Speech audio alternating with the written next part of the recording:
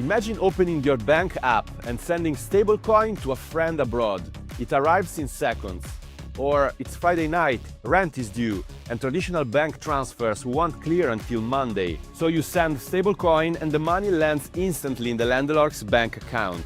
This isn't science fiction, it's the financial future America is stepping into, thanks to the Genius Act. For the very first time, it gives federal recognition and regulation to stablecoins, the digital dollars fueling much of today's crypto economy. This is really the beginning of a financial revolution here in America. With the passing of this, we've got crypto stablecoins now that can be built right here in America to make every payment fast, cheap, and more global. The president was able to achieve one of the most important changes in the legal framework in the United States to allow the creation and the safely usage of stablecoins. This law could redefine how money moves not only in the US, but across the global financial system. So what's actually in the law? What does it mean for the future of digital finance? And which crypto assets besides stablecoins are likely to benefit?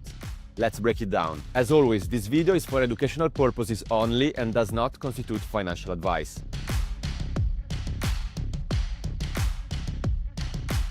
The Genius Act, short for Guiding and Establishing National Innovation for U.S. Stablecoins, was signed into law by President Donald Trump on July 19, 2025, after passing both chambers of Congress with bipartisan support.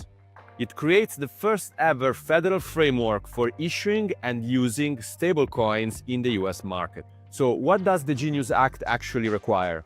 First, only licensed banks or federally approved financial institutions are allowed to issue stablecoins.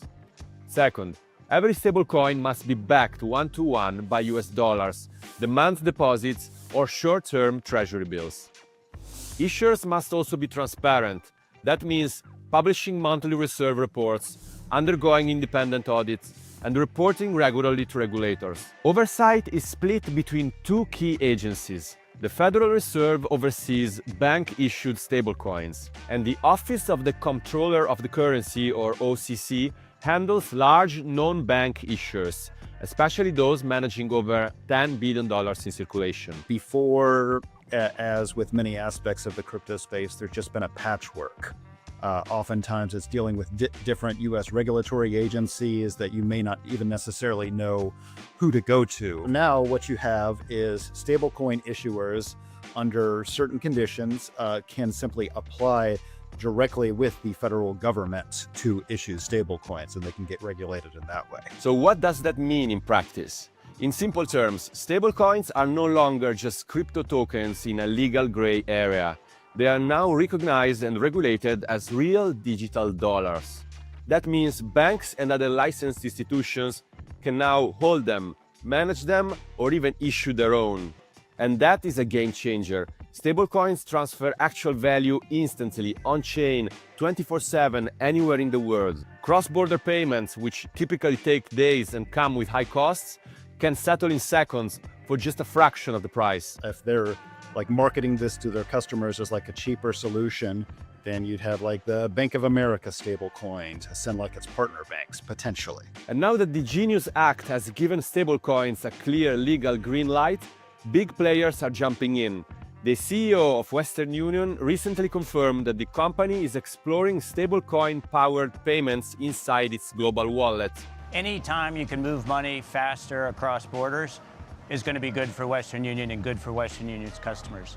And then for many of our customers around the world, a stablecoin presents a store of value that's tough to achieve in their country. So offering stablecoin as a store of value to our customers is going to be an opportunity. Coinbase CEO Brian Armstrong expects Fortune 500 companies to adopt stablecoins as payment rails. This is a big opportunity for us. It's a TAM expansion for our business, and we think that we can provide these wallets and payment APIs for really, the whole financial system and every company eventually. In short, this law doesn't just legitimize stablecoins, it paves the way for mass adoption by the largest businesses in the US. This isn't just big news for stablecoins, it's a major shift for all of crypto. Stablecoins are the gateway to the broader digital asset ecosystem, from Bitcoin and Ethereum to DeFi and NFTs. They are how most users first access the space, transfer funds, and manage volatility. Now that legal clarity is in place, Adoption is poised to accelerate from retail to institutions. Ethereum is central to this shift. As the leading network for stablecoins and tokenized assets, ETH has gained momentum amid growing institutional demand. While ETH was already rallying before the Genius Act passed, the added regulatory clarity is boosting confidence.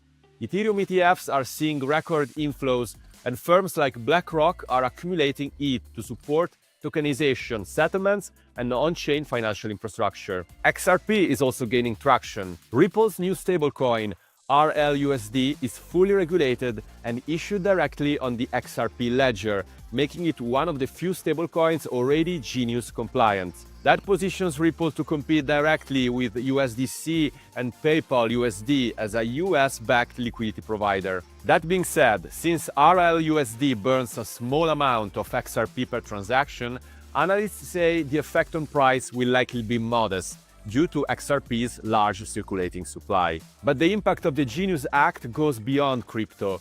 Because many of these stablecoins are backed by US treasuries, their reserves could soon become a major source of demand for US debt, helping reinforce the dollar's global dominance in a blockchain-driven economy. But not everyone is celebrating the law's passage.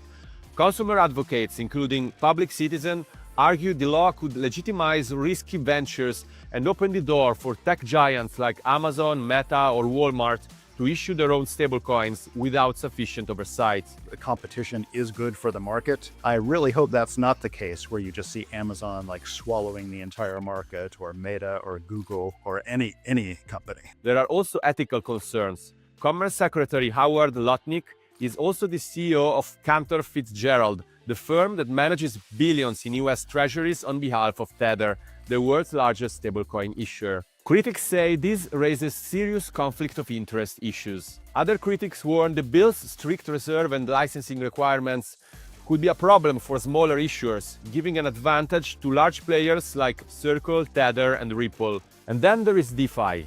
The Genius Act doesn't address decentralized finance at all, leaving a major gray area for protocols that rely on stablecoins. Despite the concerns and limitations, the Genius Act is undeniably a milestone. Stablecoins aren't just crypto tokens anymore, they are now fully regulated digital dollars. And with legal clarity finally in place, they are poised to become the backbone of a faster, more open, and more modern financial system. That's it for today's video. If you enjoyed the content, give it a thumbs up, drop a comment, and subscribe for more updates on crypto, regulation, and the future of money.